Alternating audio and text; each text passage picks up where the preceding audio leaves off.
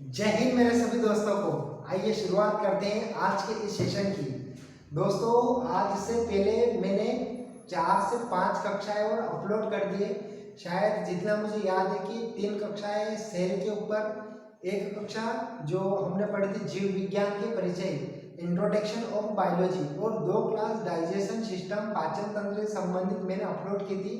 और उन कक्षाओं में मैंने वही कंटेंट देने की कोशिश की है जो कि आपके प्रीवियस ईयर में क्वेश्चन बने हुए हैं, विद क्वेश्चन विद कॉन्सेप्ट के साथ उन कक्षाओं को मैंने पढ़ाया है। और आज से है हम नेक्स्ट क्लास, मतलब आज की क्लास की शुरुआत करने जा रहे हैं। तो आज की क्लास से पहले जो कोई हमारा आज नया स्टूडेंट जुड़ रहा हो, तो मैं उनसे निवेदन करता हूँ कि प्लीज़ चाहे ये क्लास देख लीजिए आप, इसके देखने के बाद वो पीछे की जो 5 क्लासें हमने अपलोड किए उनको एक बार जरूर देखिए, ताकि आपकी जो है वो लिंक बनी हुई रहे। आइए दोस्तों शुरुआत करते हैं। हम शुरुआत करते हैं आज एक ऐसे टॉपिक के साथ जिसकी फोर्स से संबंधित कोई सी भी परीक्षा हो, चाहे एनडीए हो, सीडीएस हो, नेवी हो, आर्मी नर्सिंग असिस्टेंट हो, जेल डिपार्टमेंट की हो, जेल पुलिस पटवारी, या जहां पर भी साइंस पूछा जाता है, तो वहां के लिए आपको ये टॉपिक बहुत अधिक फायदा दिलाएगा। और लगभग आज की क्लास से आपके 2 या 3 क्वेश्चन या मिनिमम 2 क्वेश्चन तो बन ही जाएंगे। और 2 नहीं बने तो इतनी मैं गारंटी लेता हूँ कि भाई एक क्वेश्चन तो आपका बनना तय है। आइए शुरुआत करते हैं। आज की क्लास की जो हम शुरुआत कर रहे हैं वो है, जिस चैप्टर का नाम है दैट इज ब्लड। और इसी ब्लड को हम बोलते हैं रक्त। इस रक्त को पढ़ने से पहले हम कुछ बेसिक से जानकारी जुटा लेते हैं इसके संदर्भ में, कि भाई कौन सी जानकारी है, या फिर कौन से क्वेश्चन यहाँ के बेसिक से बनते हैं, या फिर इसकी रूपरेखा किस प्रकार से होगी। तो इस प्रकार से होगी। जो हमने यहाँ पर लिखा है ब्लड या रक्त, तो रक्त का अध्ययन, study of the blood, that is haematology. रक्त के अध्ययन को हेमेटोलॉजी कहा जाता है। रक्त के अध्ययन को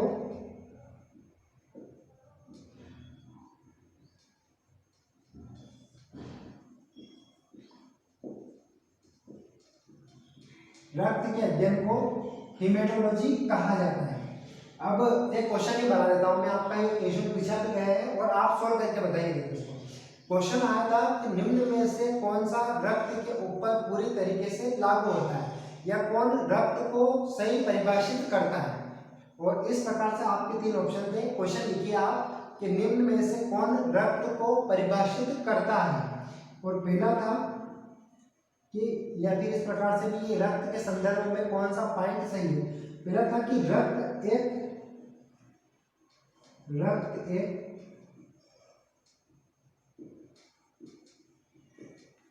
एक परिसंचरित अंग है। क्वेश्चन आया था एमपी पुलिस के एग्जाम में, एमपी पुलिस 2016। रक्त एक परिसंचरित अंग है। रक्त एक मेसोडर्मिल अंग है।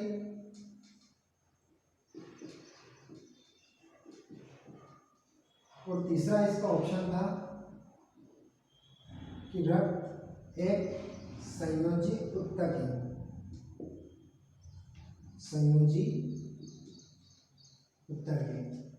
और क्वेश्चन था कि निम्न में से कौन रक्त को परिभाषित करता है। और चौथा था आपका ए, बी, सी, तीनों नहीं। और पांचवा ऑप्शन था आपका 1, 2, 3, तीनों सही है। इस प्रकार से आपका क्वेश्चन बना था एमपी पुलिस 2016 के एग्जाम में। और इसमें से कौन सा आपको राइट लगता है अपनी कमेंट बॉक्स में जरूर बताइएगा। हम आपको इसका जवाब कमेंट बॉक्स के माध्यम से ही दे देंगे। चलिए, तो क्वेश्चन आया था कि भाई रक्त एक परिसंचरित अंग है, तो बिल्कुल सही बात है। कैसे, तो मैं अभी आपको बताऊंगा विद कॉन्सेप्ट। आप सिर्फ एक बार देख लीजिए कि इन तीनों में से सही कौन सा पॉइंट है। रक्त एक परिसंचरित अंग है, तो बिल्कुल सही है सर, रक्त एक परिसंचरित अंग है। रक्त एक मेसोडर्मिल अंग है, तो बिल्कुल सही है, रक्त एक मेसोडर्मिल अंग है। और रक्त एक संयोजी उत्तक, that is connective tissue of the blood. रक्त एक संयोजी उत्तक है, तो जी हाँ, रक्त एक संयोजी उत्तक। तो हमारा ऑप्शन कौन सा हो जाएगा, तीनों नहीं, ये तो गलत हो जाएगा। तो कौन सा 1 2 3 तीनों सही है। अब इसकी पिक्चर बताता हूँ मैं आपको कि हम देखते हैं कि रक्त एक परिसंचरित अंग है। तो क्या मैं बोल सकता हूँ कि मेरे सिर से लेकर पांव तक पूरी बॉडी में रक्त घुलनशील है, या फिर एक स्थान से दूसरे स्थान तक रक्त जाता है धमनियों या शिराओं के माध्यम से? तो आप बोलेंगे कि सर बिल्कुल जाता है। हमारे अंदर क्या प्रत्येक प्रकार की जीवधारियों में जो रक्त का सर्कुलेशन होता रहता है। तो पहला जो पॉइंट हमारा बिल्कुल सही है। रक्त एक मेसोडर्मिल अंग है। हमने बेसिक जानकारी आपने पढ़े होगा कि भाई रक्त का निर्माण अस्थि मज्जा के अंदर होता है। क्या पढ़ा हमने कि रक्त का निर्माण कहाँ होता है? तो रक्त का जो निर्माण है, रक्त का निर्माण अस्थि मज्जा में होता है। रक्त का निर्माण अस्थि मज्जा में होता है। और हमने यहाँ लिखा कि मेसोडर्मिल अंग है। तो मेसोडर्मिल अंग का मतलब ये हुआ कि फॉर एग्जाम्पल के लिए ये हमारी किसी भी प्रकार की कोई अस्थि है, और इस अस्थि के जो मध्य में यहाँ पर जो है रक्त का निर्माण होता है। तो एक होता है एक्टोडर्म, एक होता है एंडोडर्म, और एक होता है मेसोडर्म। जो मध्य की जो परत होती है यहाँ पर रक्त का निर्माण होता है। और इन्होंने यही पूछा है कि क्या रक्त का निर्माण मेसोडर्मिल अंग में होता है? तो बिल्कुल सही है कि रक्त का निर्माण मेसोडर्मिल अंग में होता है। इसको हम बोलते हैं एंडोडर्म और इसको हम बोलते हैं एक्टोडर्म। और एक होता है मेसोडर्म जो कि अस्थि मज्जा से संबंधित है। ये इसकी विद कॉन्सेप्ट के साथ हम आगे बढ़ाइए। एक छोटा सा क्वेश्चन मेरे माइंड में आ गया था, तो मैंने सोचा कि आपके साथ ये प्रश्न साझा करूं। चलिए, और लास्ट में कि भाई रक्त एक connective tissue, that is a connective tissue, क्या यह संयोजी ऊतक है? तो बिल्कुल सही है, रक्त एक संयोजी ऊतक है। कैसे? तो हम ही बोलते हैं कि भाई रक्त जो है इसने हमारे सारे अंगों को आपस में जोड़ने का कार्य कर रखा है। कैसे कि भाई चाहे मैं हाथ में छुई सुगूंगा तो यहाँ से खून निकलेगा, सिर में से भी खून निकलेगा, पाँव की उंगलियों से खून निकलेगा। तो मतलब कुल मिला के जो रक्त है ये अंगों को आपस में जोड़ने का कार्य कर रहा है, एक ऊतक की भांति। इसलिए हम बोल सकते हैं कि रक्त एक कनेक्टिव टिश्यू, दैट इज अ संयोजी ऊतक है। बिल्कुल सही, इसलिए हमारा ऑप्शन सही होगा। फर्स्ट, सेकंड एंड थर्ड तीनों सही है। तो हम ही बोल सकते हैं कि भाई रक्त के अध्ययन को हेमेटोलॉजी कहते हैं। रक्त एक परिसंचरित अंग है, that is a circulation organ. रक्त एक संयोजी ऊतक है, that is a connective tissue. और रक्त एक मेसोडर्मिल अंग है, that is a mesodermal organ is the blood. चलिए आगे बात करते हैं। अब जो रुधिर का जो निर्माण होता है वह होता है अस्थि मज्जा में। क्वेश्चन आता है कि भाई रुधिर का निर्माण कहाँ होता है? तो रुधिर का निर्माण अस्थि मज्जा के अंदर होता है। और रक्त को मापने का यंत्र, क्वेश्चन पूछा जाता है कि भाई रक्त को मापने का यंत्र कौन सा है? तो रक्त को मापने का यंत्र है हीमोसाइनोमीटर। कौन सा है? हीमोसाइनोमीटर। कि हीमोसाइनोमीटर नामक यंत्र की सहायता से रक्त का मापन किया जाता है। हीमोसाइनोमीटर, हीमोसाइनोमीटर नामक यंत्र के द्वारा रक्त का मापन किया जाता है। जो ब्लड या रक्त है, हम बात कर रहे हैं यहाँ पर मानव रक्त की, है ना, हम बात कर रहे हैं यहाँ पर मानव रक्त की। ये जो रक्त, इसी में हमारा चैप्टर आता है मानव रक्त, और इसी की जो है हम चर्चा करें। रक्त का जो पीएच मान है वो होती है 7.4। रक्त की पीएच वैल्यू कितनी होती है? तो वो होती है 7.4। 7.4 रक्त का पीएच मान होता है। अब जो रक्त होता है किसी भी मनुष्य के भार का 7% उसमें रक्त उपस्थित होता है। हमने यूं कहा है कि भाई किसी की कोई सा भी जीव हो, ऐसा है मनुष्य का जीव, तो जिस भी प्राणी का जीव है उसका 7% न्यूनतम, उसके 7% के लगभग उस शरीर के अंदर रक्त पाया जाता है। और इससे कम होता है तो व्यक्ति को रक्त की कमी हो जाती है, और इस स्थिति में उसमें बहुत सारे प्रकार के रोग उत्पन्न हो जाते हैं। तो क्वेश्चन आता है कि किसी सामान्य मनुष्य में या फिर वयस्कों में कुल वजन का कितना प्रतिशत भाग जो है रक्त पाया जाता है? तो 7% भाग। यहाँ पर लिख देता हूँ मैं कि मनुष्य के भार का 7% उसमें रुधिर उपस्थित 7% उसमें रुधिर उपस्थित होता है। अब बात करते हैं हम जैसे ब्लड डोनेट करते हैं, हम ब्लड डोनेट करते हैं तो क्वेश्चन आता है कि भाई 1 यूनिट ब्लड में कितना ब्लड डोनेट किया जाता है। 1 यूनिट ब्लड बराबर कितना होता है, तो 1 यूनिट ब्लड बराबर होता है 350 से 450 मिलीग्राम, 350 से 450 मिलीग्राम लिखा है। हम ये बोल सकते हैं कि भाई एवरेज 400 ग्राम से 400 मिलीग्राम जो ब्लड है वो 1 यूनिट में डोनेट किया जाता है। क्वेश्चन आता है सीधा सीधा कि भाई जो है 1 यूनिट ब्लड में कितना मिलीग्राम ब्लड होता है, तो 1 यूनिट ब्लड में 350 से 450 मिलीग्राम ब्लड होता है। तो हम ये बोल सकते हैं भाई एवरेज 400 मिलीग्राम ब्लड होता है। अब जो पुरुष होते हैं, पुरुषों में या जो मेल होते हैं उसमें लगभग 14 से 17 यूनिट ब्लड पाया जाता है, 14 से 17 यूनिट ब्लड उपस्थित होता है। और वही यदि फीमेल की बात करें या महिलाओं की बात करें तो उसमें जो है 10 से 13 या 10 से 14 यूनिट ब्लड उपस्थित होता है। कितना, 10 से 14 यूनिट। ये क्वेश्चन पूछे गए हैं कि भाई एक सामान्य महिला में कितना यूनिट ब्लड की आवश्यकता होती है, कितना यूनिट ब्लड पाया जाता है। तो यदि महिलाओं की तो 10 से 14 यूनिट, और वहीं यदि पुरुषों की बात की जाए तो 14 से 17 यूनिट ब्लड पुरुषों में या बेस्ट पुरुष में पाया जाता है। और 1 यूनिट ब्लड बराबर कितना, तो 350 से 450 मिलीग्राम या ऑन एवरेज 400 मिलीग्राम। आपको ऑप्शन देगा इस प्रकार से 350 से 450 मिलीग्राम या फिर औसतन 400 मिलीग्राम। तो इन दोनों में से जो भी आपको ऑप्शन में दिख जाए वो आपको टिक करना है। अब यदि बात करें कि ये तो हमने मिलीग्राम में बात कर ली, अब हम बात करते हैं कि भाई एक मनुष्य में, सामान्य मनुष्य में कितना रक्त उपस्थित होता है। तो एक सामान्य मनुष्य में 5 से 6 लीटर ब्लड उपस्थित होता है। एक सामान्य वयस्क मनुष्य में 5 से 6 लीटर रक्त उपस्थित होता है। और वहीं यदि महिलाओं की बात की है कि एक सामान्य वयस्क मनुष्य या महिला में या सामान्य स्त्री में कितना रक्त उपस्थित होता है, तो उसमें होता है 4 से 5 लीटर। कितना होता है, 4 से 5 लीटर। और यदि हम इस कॉन्सेप्ट को भी बढ़े ना, जैसे मैंने बताया था 70% ये 7% वाला, तो आप देखिए कि मनुष्य को भार कितना होता है। तो हम बोल सकते हैं कि सर 80 से 70 के बीच में एक वयस्क मनुष्य का भार होता है। जो हट्टे कट्टे मुस्टंडे जवान होते हैं उनका जो भार है वह 70 से 80 किलो के बीच में होता है। तो हम मान सकते हैं कि भाई 75 के समथिंग या 80 मान लेते हैं कि 80 के समथिंग किसी का भी भार होता है। तो 80 का 7% कितना, तो 8 7 56 मतलब 5.6 लीटर। और हमने भी यही लिखा है कि भाई 5 से 6 लीटर कहाँ गया है, यहाँ नहीं गया, कि भाई 5 से 6 लीटर रुधिर पुरुषों में पाया जाता है। और महिलाओं की बात करें तो महिला का वजन कितना होता है, तो ऑन एवरेज 60 kg। और 60 का 7% कितना, तो 7 से 42 मतलब 4.5 लीटर इसमें तो महिला में पाया जाएगा। तो वही बात तो यहाँ पर मिल रही है, तो बात घूम फिर के वहीं पर आ जाती है।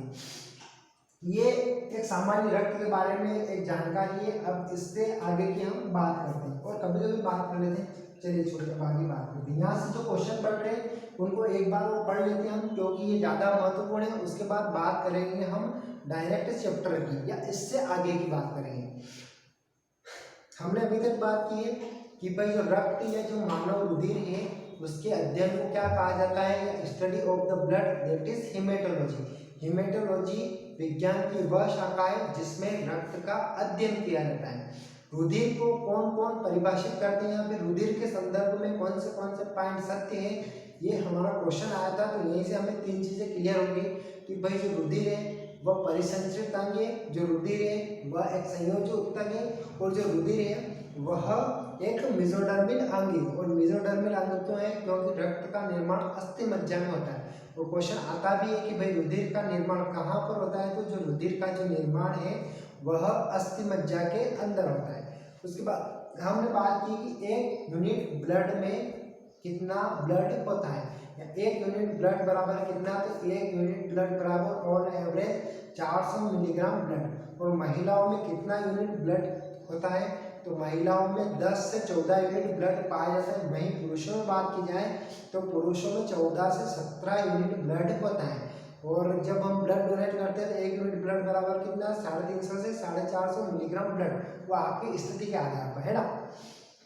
उसके बाद जो है जो किसी भी वयस्क का चाहे स्त्री हो या पुरुष, उसके बाहर का लगभग कितना प्रतिशत रक्त उसके शरीर के अंदर उपस्थित होना चाहिए, तो 7%। 7% रक्त किसी भी महिला या पुरुष के बाहर का उपस्थित होना चाहिए।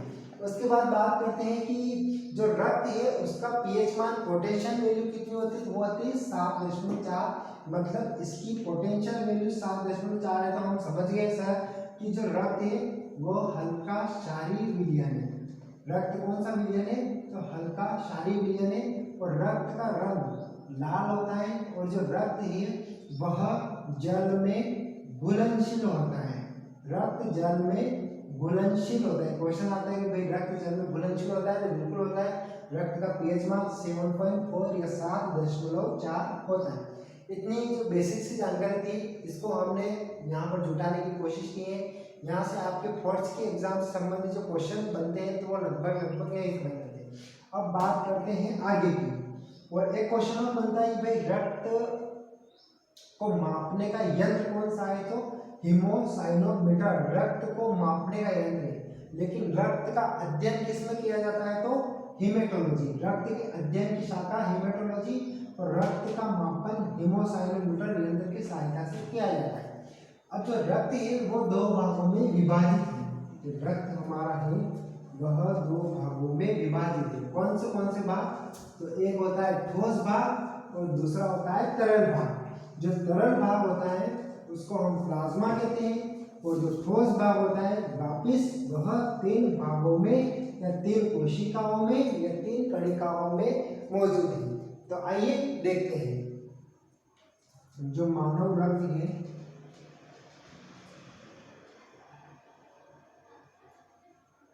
वह 2 भागों में विभाजित है। एक है ठोस पदार्थ, एक ठोस भाग लिखते हैं। आपको फीलिंग आनी चाहिए बढ़ने की, है ना। ठोस वगैरह है तो ठीक है, ठोस भाग, और एक है तरल भाग।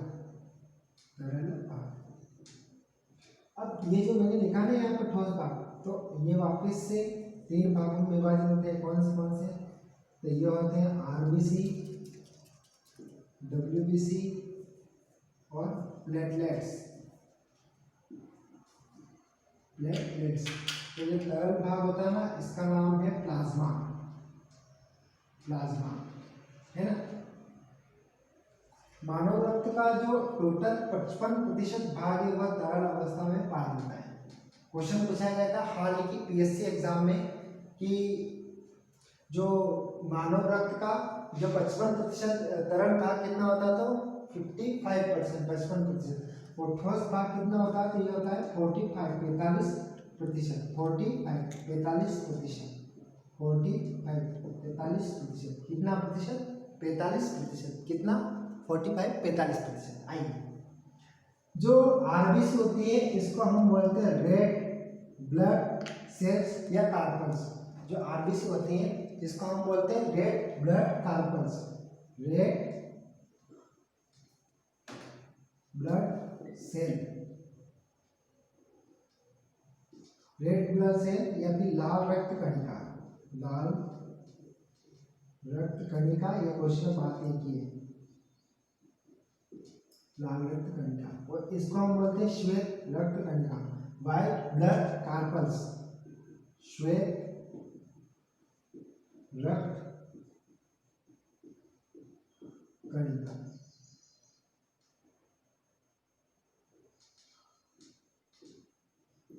कणिका, जी हाँ कणिका, और इसको तो हम प्लेटलेट से ही बोलते हैं। अब जो आरबीसी है, कभी कभी क्वेश्चन आता है कि भाई हमारे रक्त में या ठोस पदार्थ में आरबीसी, डब्ल्यूबीसी और प्लेटलेट्स का अनुपात कितना होता है। क्वेश्चन क्या आता है, और आया पूछा गया क्वेश्चन है कि भाई रक्त में आरबीसी, डब्ल्यूबीसी और प्लेटलेट्स का अनुपात कितना होता है। तो अनुपात से पहले आप देख लीजिए कि हमारे रक्त में इनकी संख्या कितनी होती है। जो आरबीसी है इसकी संख्या हमारे रक्त में मिलियन में होती है। कितनी होती है, तो मिलियन में। और जो डब्ल्यूबीसी है इनकी संख्या हमारे रक्त में हजारों में होती है। और जो यहाँ पर लिखा मैंने प्लेटलेट्स, इनकी संख्या हमारे रक्त के अंदर लाखों में होती है ना। और आरबीसी, डब्ल्यूबीसी और प्लेटलेट्स का जो अनुपात है वो होता है 600:1:14। कहने का मतलब कि 40 अनुपात यदि प्लेटलेट्स के होंगे तो 1 अनुपात डब्ल्यूबीसी के होंगे, और वही 600 रेशो जो है इसकी किसके होंगे तो आरबीसी के होंगे। मैं लिख देता हूँ यहाँ पर, ये आरबीसी का है, ये डब्ल्यूबीसी का है और ये प्लेटलेट्स का है। आरबीसी, डब्ल्यूबीसी और प्लेटलेट्स का जो अनुपात है वह हमारे शरीर में 600:1:40, 600:1:40 के फॉर्म में होता है।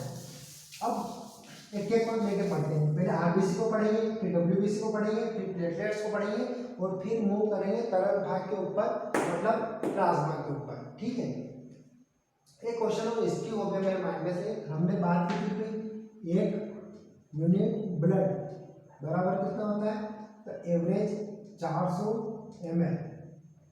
1 यूनिट ब्लड बराबर कितना होता है तो 400 ml। तो क्वेश्चन पूछा गया था वेटनरी के एग्जाम में, पीएटी की जो एग्जाम होती है वेटनरी की, उसमें पूछा गया था कि भाई 1 यूनिट ब्लड को बनने में कितना समय लगता है। क्वेश्चन क्या पूछा गया था कि 1 यूनिट ब्लड को बनने में कितना समय लगता है, तो 1 यूनिट ब्लड को बनने में लगभग 15 से 21 दिनों का समय लगता है। बहुत ही महत्वपूर्ण क्वेश्चन है, very very very IMP question. 5 बार स्टार लगा लीजिए इसको। क्वेश्चन पूछा जाता है कि 1 यूनिट ब्लड में कितना ब्लड होता है तो 400 ml ऑन एवरेज ब्लड होता है, और 1 यूनिट ब्लड के निर्माण में कितना टाइम लगता है तो 1 यूनिट ब्लड के निर्माण में जो है लगभग 15 से 20 दिन लग जाते हैं, है ना। अब बात करते हैं आगे की। चलो छोड़िए इसको। अब हम बात करें आरबीसी की।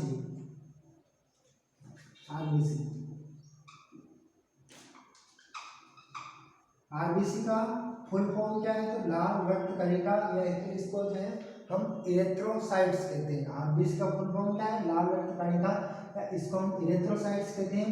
और आरबीसी मानव रक्त में या हमारे शरीर में क्या कार्य करती है तो आरबीसी हमारे शरीर में ऑक्सीजन का परिवहन करती है। हमारे शरीर में ऑक्सीजन का परिवहन कौन करता है तो आरबीसी या लाल रक्त कणिकाएं हमारे शरीर में जो है ऑक्सीजन गैस का परिवहन करते हैं। इसका आगे की जो क्लास है उसके जो नेक्स्ट क्लास में अपलोड करूँगा मैं। आज के लिए इतना ही। उम्मीद करता हूँ कि आज जितना हमने पढ़ा है वो आप सभी को समझ में आया होगा। बहुत बहुत धन्यवाद। और यदि आपको ये वीडियो अच्छा लगा हो तो इसको लाइक करिए, शेयर करिए और सब्सक्राइब जरूर करिए दोस्तों। और जो भी आपके फीडबैक हो वो हमें अपने कमेंट के माध्यम से बताइए। जय हिंद मेरे सभी दोस्तों को।